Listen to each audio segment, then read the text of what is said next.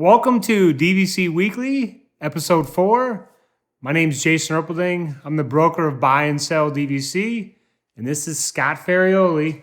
I'm the owner of Buy and Sell DVC and also of DVC-Rental.com. And if you're looking to, just want to mention real quick, if you're looking to rent points, DVC points, or rent out your points, you want to visit DVC-Rental.com, or their phone number is 407-494-2320. And if you're looking to possibly sell some Disney Vacation Club points, or you're looking at possibly buying, you want to visit buyandselldvc.com, and the phone number is 407-906-3789. And we also have a nice chat feature on the website as well. Indeed. And today we're going to go into talking about the Boardwalk. And it just so happened that I believe Scott was in the area last night, so he can give us some inside information on what's happening in relation to the Boardwalk and what's open, what's not open. But just to start out with the Boardwalk is a resort that does expire 2042. The annual dues for 2021 are $7.81 per point. So that means if you own 100 points, your dues are going to be $781. Now, the Boardwalk offers studios, 1 bedrooms, 2 bedrooms, and grand villas. Yep. Do you know off the top of your head how many grand villas there are?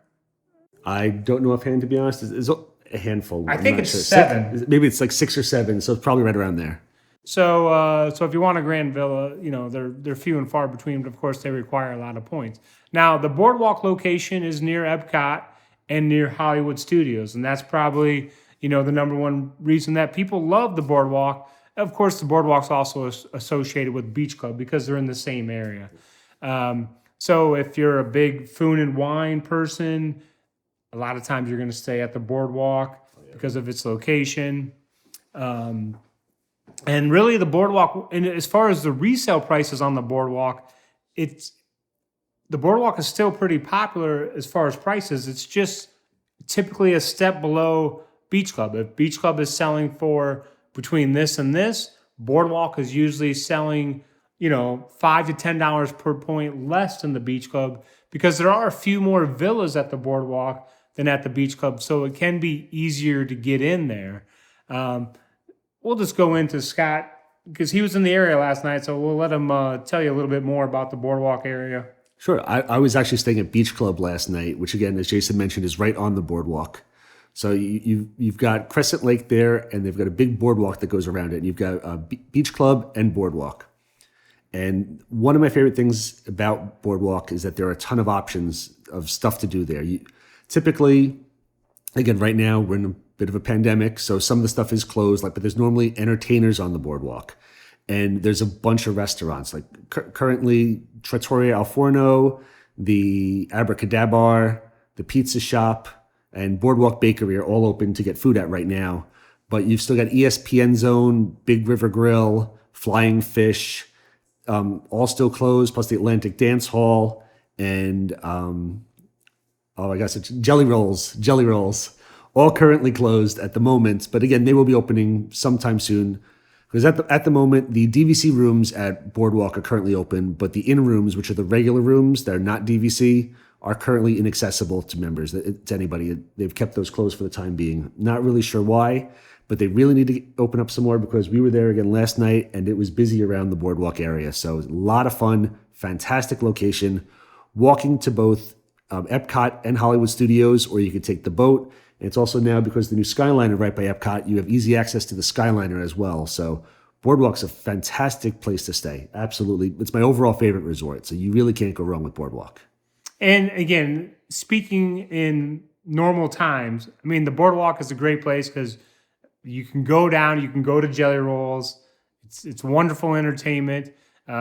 Are they open till normally like 2 a.m.? Something. It's open late. A lot of the resorts, besides Disney Springs, where you have access to, Saratoga Springs, where you have access to Disney Springs, where there's a lot of stuff to do. A lot of the other resorts, after 8, 9 o'clock at night, can be completely dead. Where Boardwalk, there's a lot of stuff going on. I didn't even mention they've got their own art gallery there. There's a lot of stuff going on. So If you're going back to your room and, your kids are tired and they want to lay down, or, you just want something to do, you've got teenagers who want something to do and could be getting a little bored. It's got a really nice area there where you can go out and there's still stuff going on. Like, there's jugglers there. The magicians, entertainers are absolutely top notch. There's always a lot of fun stuff. My kids always get picked to be in the shows. So Boardwalk, again, absolutely great. Love Boardwalk. And you can rent a Surrey bike. I haven't done that. I've heard stories of people taking the Surrey bikes and trying to go up the hill and getting stuck. I had a buddy of mine who had to push their family on their Surrey bike to help them get up the hill. Yeah, I had that happen. Ty had that happen as well. But yeah. And then another thing is when you're staying at the Boardwalk, I just want to mention Beaches and Cream. You can walk over to the Boardwalk, Beaches and Cream from the Boardwalk. And now I'm forgetting their famous dish, the kitchen sink. Yep. You can get the kitchen sink, or if you just want to get the outdoor window service, you can get the mini kitchen sink, and that's another option. I mean, the Boardwalk is a great place. Let's just say your vacation, you don't have kids. I mean, you're going to love it because you have the entertainment at night. You can go to Jelly Rolls. You can walk to Epcot. You can go to Hollywood Studios. If you do have kids, there's going to be things there that keep them entertained. If you want to walk around the Boardwalk and, they're hanging out with you, they're going to stay entertained. And we should mention the slide at the Boardwalk. Oh, Beach Club. Oh, that's actually, no, you're right. Yeah. We have to mention that because over the years, there's been a lot of talk about what the slide used to be. Now the slide has changed. I'll let Scott tell you a little bit about that. So the slide's called the Keister Coaster. And previously, it used to come out of a clown's mouth because the whole thing's supposed to be old Boardwalk, like New Jersey Boardwalk themed, and it came out of a clown's mouth, and it was nothing that really ever bothered me, but there were some people who just absolutely hate clowns. And Disney finally got the word, and they understood, and they've changed everything. So now they put up a facade around the slide that it's the new / old style Mickey and Minnie, the new cartoon, like they've got the Mickey and Minnie's Runaway Railway, that like old looking cartoon style. They now have that up on the little facade around that. So no more scary clown anymore. Now it's just it's Mickey and Minnie and Pluto and them just hanging out at the pool. So not popping out any clowns' mouths anymore. And I do want to mention, like, my two boys are 9 and 11. They love going down the water slide. Every water slide's a little bit different as far as sometimes the steps are narrow or whatever. With the Boardwalk slide, to me, there's no issue. Like, it's the way it's laid out. If you have a 6-year-old and they want to go up the slide, they're not going to have any issues tripping or anything, and it's super safe, and they'll have a blast, and they'll just keep going down the slide while you are relaxing by the pool. Yeah, I agree. And again, Boardwalk and Beach Club get compared a lot, and Beach Club's typically known for having a better pool, but their slide's currently closed. And again, when you want to go on the Beach Club slide, your kids physically have to leave the property and go across a walkway to access the slide, which is something I really don't like, especially for younger kids. So it's nice that Boardwalk, everything is much more self-contained and, as you said, like easily accessible, and steps are good for kids and stuff. So yeah, never had an issue. I've gone on the slide several times. It's a lot of fun. And then I'll just have Scott mention, if you could, so let's say you're renting at the Boardwalk.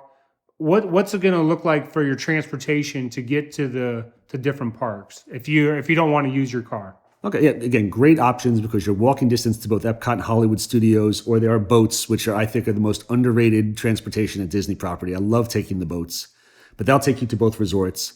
If you want to go to Animal Kingdom or Magic Kingdom, you're going to have to take the buses. I mean, in theory, you could take the monorail over to Epcot or Magic Kingdom because you can access the monorail when it's running from Epcot. Right now, it's currently not.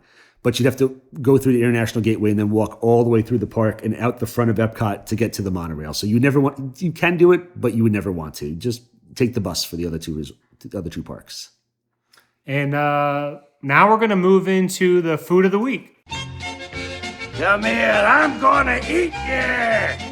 Get in my belly. So for the food of the week, we got to do the Boardwalk Bakery last night, which is one of my favorites to do at Boardwalk.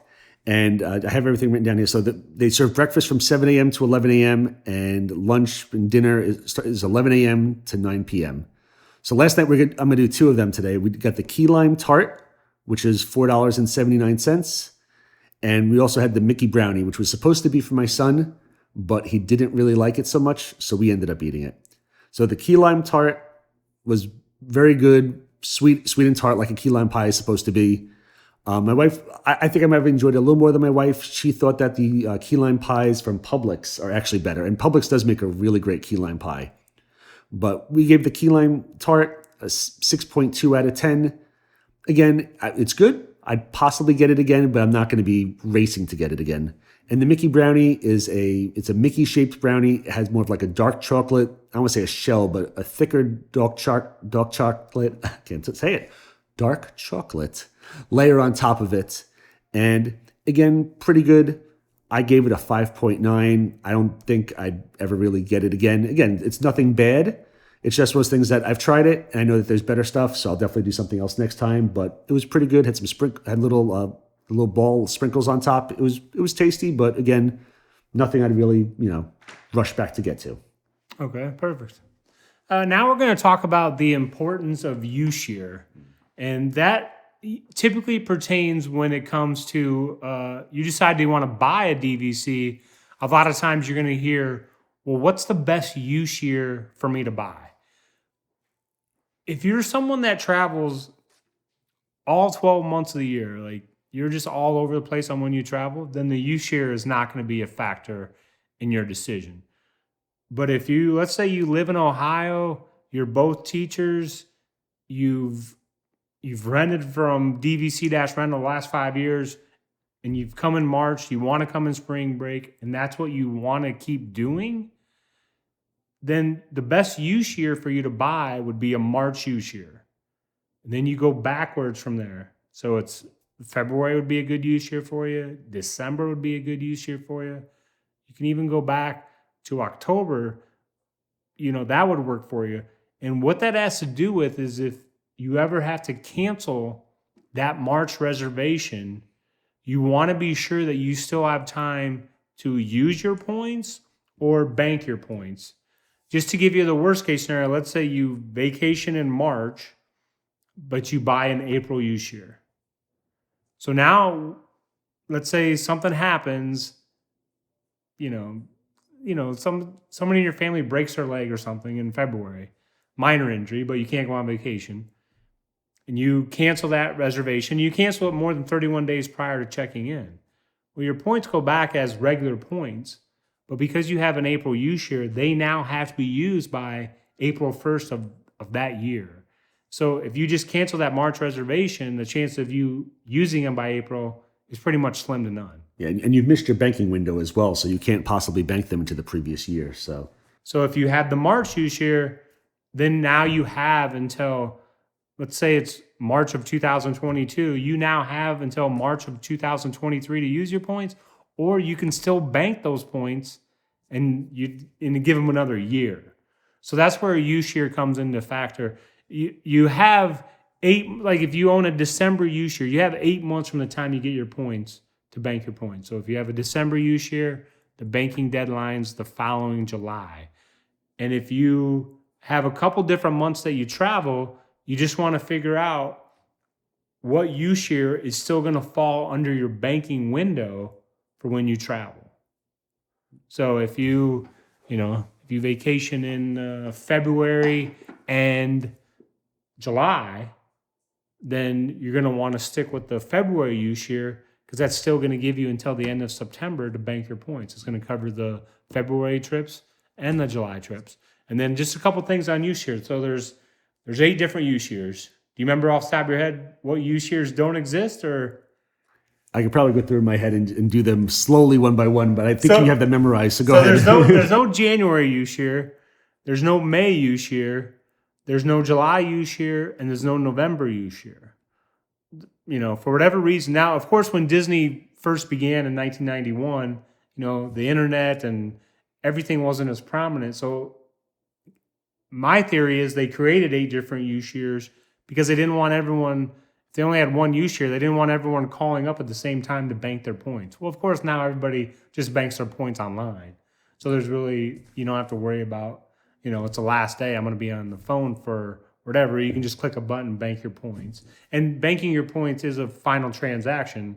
So if you do move them, they have to be used in that year. Now, when it comes to U-Shear and renting out your points, I mean, it's really, you just want to give DVC-Rental your points as soon as possible. The Exactly. U-share, there's no one U-share that's more valuable than another. It's Not at not all. like someone comes, like we're talking about the Boardwalk right now, and they say, well, I have an October U-share. Is that more valuable than a March U-share? No, there's no one U-share more valuable than another. And I don't know if you want anything you want to say on rental when it comes to U-share. There's really not much because typically U-share doesn't really affect much at all. It's just as long as you give us the points far enough in advance, we can rent them out. And Boardwalk's typically a really good renter. I'm not sure why I posted online the other day. We actually have a lot of Boardwalk points at the moment. And typically food and wine festival, as you mentioned earlier, everybody's looking for Beach Club and Boardwalk. It's always the first ones to sell out. And there's still decent amount of availability for the rest of the year. So, I mean, Boardwalk's a decent renter, but if you're looking to rent at Boardwalk, now's a great time to come in. We have a ton of points, and it's an absolutely wonderful resort. But yeah, U-shares don't really affect too much. Another thing I do want to mention on U-share is if you're already a member and then you're looking to buy another property, if you buy something with the same U-share, everything's going to fall under the same membership number. It's going to be super easy to use, all your points together. You're going to have your main membership number. You're going to have one contract number and then another contract number. Can you own multiple U-shares? Yes. Is it difficult to manage? It's really up to the individual. There's a lot of members that own multiple U-shares. I do. I'm one of them. So when you log on, you still see all of your different memberships. Yep. But you just have to go from, instead of having all the contracts under one membership, you just bounce around to the different memberships. Correct. And if you ever want to combine the points if it's 2 different resorts at 7 months, instead of it being under one membership, it's an extra step. You could transfer between your memberships, and you can transfer as many times between your memberships as you want. So if I have Saratoga Springs and Boardwalk and I want to combine them at the 7-month mark, a lot of times it's easier if I just transfer some of my points from one contract over to the other, and then they could be just used together on one transaction. So it's not hard at all. It's a little bit easier if they're all together. But there are also advantages to having multiple U-shares. As an example, like if you ever want to purchase points directly from Disney, you can purchase up to 24 points per year at $19 per point. And if you happen to have 2 different memberships, you can do that twice per year. And you can also do, if you want to transfer points out, again, you could do as many as you want between memberships. But if you ever want to transfer points to somebody else, and now you've got double the amount of transfers, or if you want to transfer points in, you've got multiple times to do that. So there are some benefits as well of having multiple membership numbers. And you just want to remember you have different banking windows on that. You have to stay on top of it if you have multiple memberships. So in your case with the multiple membership numbers, do they send you a reminder on this membership your banking window's coming up? Or? They're supposed to. I don't think they really send too many. Maybe they send an email. I haven't really seen them too often, but I mean, when you log into DVC Member, you'll get the little notifications on the dashboard that say your banking window is coming up. So they will let you know, but just those things that it's best to try put the reminder in your phone that you're approaching your banking window, which is always 4 months prior to your U-share. But again, it can be managed, but it's an extra step that you have to remember that you've got 2 different U-shares, you got 2 different banking windows, so it can be done. Just stay on top of it. And then one other thing I will add is, unfortunately, the U-shares are not created equal. Like we were talking about the Boardwalk today, and I don't have the stats in front of me, but there's a pie chart out there that has the different percentages for the U-share at the Boardwalk. And so if you're looking for a certain U-share and you say, well, I never see this one, well, maybe because only 10% exists, whereas another U-share has, for whatever reason, 33% of the property was a February U-share. Yep, absolutely. So I hope you guys enjoyed episode 4. We discussed the Boardwalk. Yep. Got a nice little food review this week from the Boardwalk. Yep, from the Boardwalk, as it was requested previously. Can we possibly do some reviews from where you're staying? So we definitely did that for this one. Boardwalk Bakery, good location. Check it out. And we appreciate you watching. And be sure to like, be sure to subscribe, and come back for episode 5. Yeah, check out episode 1 if you haven't already, because we have a giveaway for episode 1, and we're getting close to hitting the number for the giveaway. So if you haven't, go to episode 1 and make sure you comment on episode 1 as well. So thank you very much.